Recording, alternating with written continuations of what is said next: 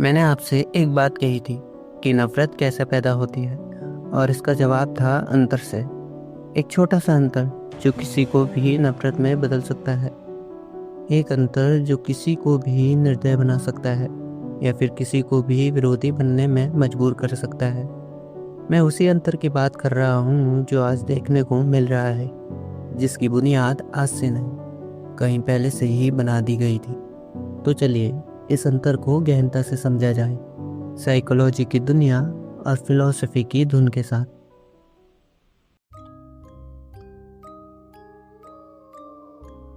अधिकतर नफरत का स्रोत भेदभाव ही रहा है और अहंकार इस अंतर को नफरत में बदल देता है। लेकिन अगर यह अंतर ही नफरत में बदल जाए तो ये क्या कर सकता है?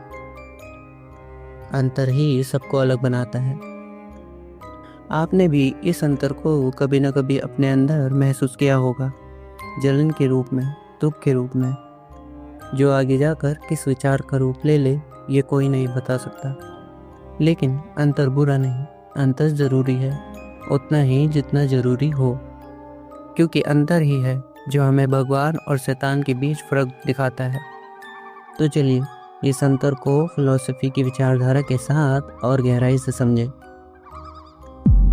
कास्टनिज्म फिलॉसफी एक ऐसी विचारधारा जो समूह बनाती है, जो इस दुनिया को धर्म के साथ साथ जातियों में बांटती है।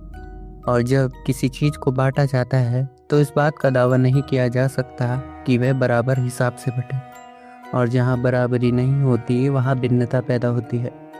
भिन्नता ऊंच नीच की, और जहाँ भिन्नता पैदा होती है वहाँ अंतर पैदा हो जाता है, और जहाँ अंतर पैदा होता है वहाँ नफरत अपने आप ही पैदा हो जाती है, जो इस दुनिया का एक सामान्य नियम है।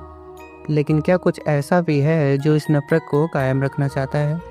क्या कोई ऐसी मानवीय शक्ति है जो एकता नहीं समूह बनाना चाहती है, जिससे केवल उसका मुनाफा हो? जो जंग चल रही है शायद वो कभी न थमे।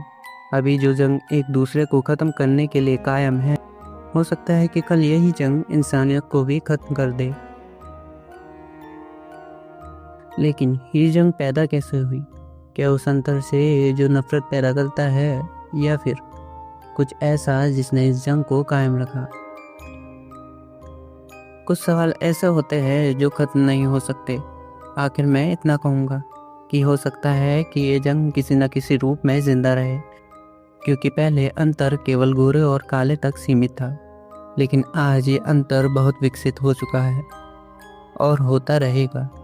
मेरा नाम है कृष्णा आर्य और सत्य की दुनिया में आपका स्वागत है।